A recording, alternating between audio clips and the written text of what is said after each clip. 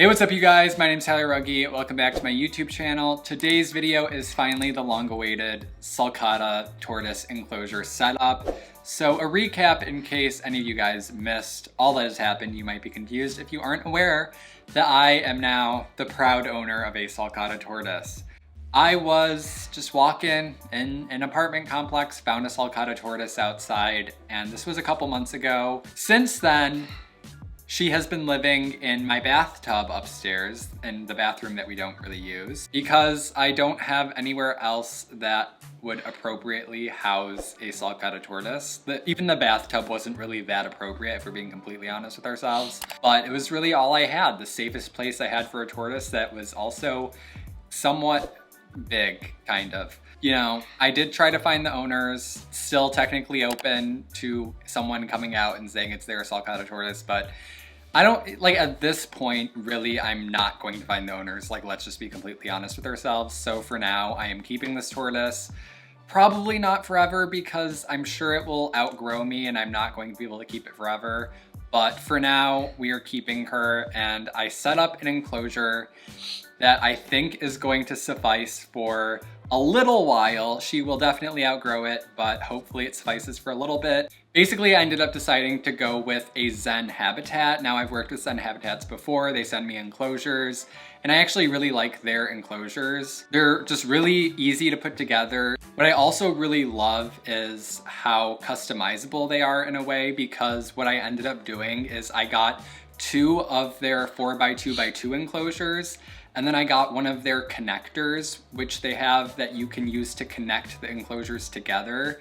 So I connected two of the 4x2x2 enclosures to make an enclosure that is 8 feet long, which is really nice, not only in the time being for this tortoise, thank you Gypsy, but also if you have like a big snake or a bigger lizard or just like even like a bearded dragon that you just really want to spoil, you can connect the enclosures together and make like a really big enclosure. If any of you guys are interested in getting a Zen habitat or two of them to connect together, then I have an affiliate link down below that you can use, and I will get a commission off of the purchase if you choose to use my link. I would really appreciate it. They also have a bunch of other enclosure sizes. They have one that's 2x2x4, which is good for arboreal animals.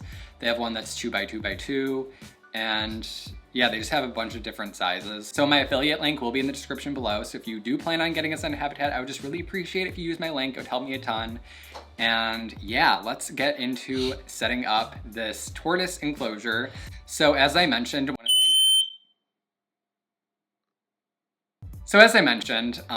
one of the things I really enjoy about the Zen habitats is how easy they are to put together.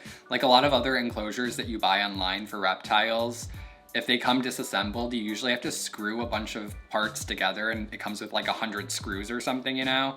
But what's nice about the Zen habitats is you literally just hammer the pieces together, and I just find it to be very simple. And I had this entire enclosure set up in probably like 45 minutes, which was really fast considering how big this is. So I really appreciate the simplicity of setting it up, and we can just see how that process went. It was really easy.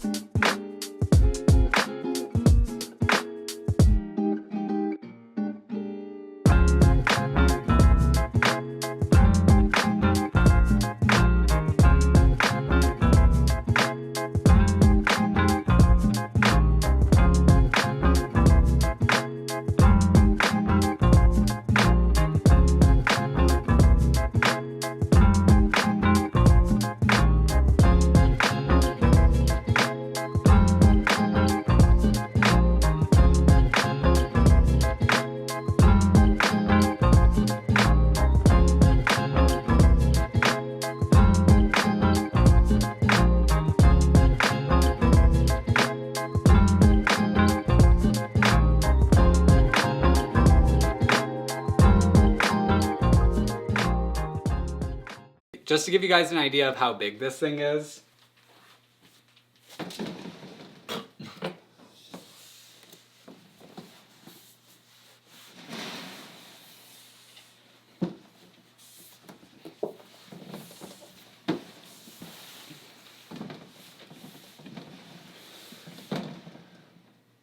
Honestly, I would be comfortable in this. Like, this could be my enclosure and I would be thriving. I think the tortoise is really gonna like it.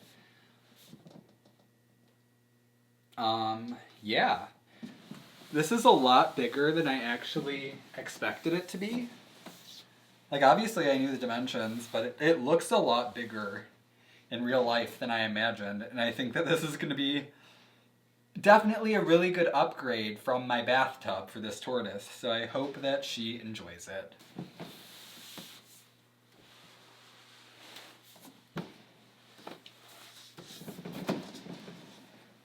Now I just need to set up the doors. So I finally got this entire setup pretty much completely put together. I just obviously need to like put the substrate in and get everything actually ready for the tortoise to go in. But I just wanted to show it to you guys and just talk about what I like about it before I like get everything in there. So obviously, first of all, the fact that you can connect the Zen habitats together is really cool to me because you can literally just keep adding on as much as you want. One of the reasons why I chose to do this is because of how versatile it is. Eventually, obviously, the tortoise is going to outgrow this enclosure. Probably in the near future, if anything. It's not going to take that long. So I wanted to get an enclosure that I could use for other things once the tortoise is no longer going to be in here. So when I don't have the tortoise in here anymore, I can either separate the enclosures, and then I have two really nice sized enclosures I can use to upgrade some of my animals, or I could just leave this as is and put like a big snake in there or something. Because it would be also nice to just give one of my bigger snakes like a nice big enclosure. Haven't decided which way I'm gonna go with that, but it's just nice to know that I can use this for something else.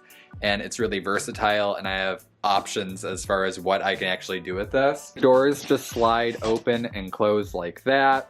There's two doors on each enclosure side, and then there's also a substrate barrier, which is nice because I can put in a nice amount of substrate. The paneling in here is PVC, so it is going to hold humidity perfectly fine. Another nice thing is each enclosure comes with this piece of acrylic that you can set on the top.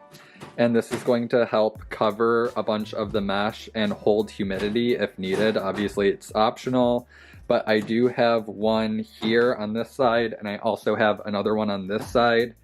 And it pretty much covers like 3/4 of the top. And yeah, just overall, I personally am a fan of the way the Zen habitats look. I do think they're really pretty.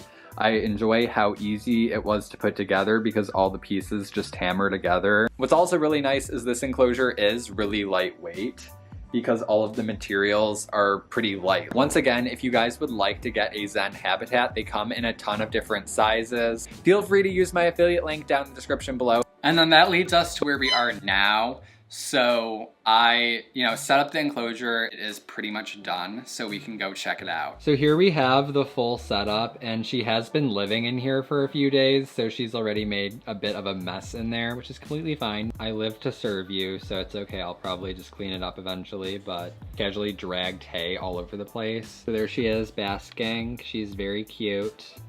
You can just see how small she is compared to the entire enclosure. I am hopeful that this will last her quite a while. So there she is under her heat bulbs. I do have 2 heat bulbs right now on her, but I'll probably end up just using one bigger one. But for now, I just have 2 smaller bulbs because it is cold in the basement kind of, so I need a lot of heat to keep this enclosure warm enough for her. I mounted a UVB bulb right there on the inside of the enclosure, and what's really nice about the Zen habitats too is there's these metal bars that go across the top on the inside. So I literally just like zip tied the UVB bulb on the inside, and it was just really easy to mount. Then over here we have the hay, which I have on a tile. The tile is like upside down and there's like a rough surface there, and that's just so when she eats it helps wear down her beak. And I realized later I put way too much hay in there, and then she just dragged it all over the place and made a huge mess, which is okay again. And then we have the water dish over here, and I still soak her every day to make sure she stays hydrated, but I also have a water dish that she can drink out of, and she can obviously crawl in it if she wants to. And then I went to Target and bought this tub and made this really crappy looking hide for her. I just didn't really know what to use for a hide because I was like, what's gonna fit a tortoise for a while? And then I also have a heat panel mounted to the top there, and that's to keep this side warm because again, it's kind of cold in the basement. So I just use a heat panel to heat up this side of the enclosure. So the heat panel's just to keep it like nice and warm. Obviously this is the cool side of the enclosure, but I needed a heat panel to even keep the cool side warm enough for her. They do come from a very warm climate, so they need something warmer than my basement is. This is definitely an upgrade from the bathtub if I say so myself. Wouldn't you agree, Tortoise? Oh, by the way, fun announcement, we actually did come up with a name for her. The apartment complex we found her in is off of a road called Letica, so we decided to name her Letty after that road. So her name is Letty now. We thought it was really cute. Someone suggested naming her after wherever we found her. That is about it for this tortoise enclosure setup video. I hope you guys enjoyed it. And again, if anyone has any other suggestions, let me know. I hope you guys enjoyed this video. If you did, make sure to give it a thumbs up. Subscribe to my channel if you're new here. Make sure to check out my social media links, which will be down in the description below. And I will see you guys in my next video. Thank you, Gypsy, for the commentary. We really appreciate it. She's literally telling me to shh. She's like, shut the heck up. Your video's over. No one cares. Okay, thanks, Gypsy. All right, bye. You are ridiculous.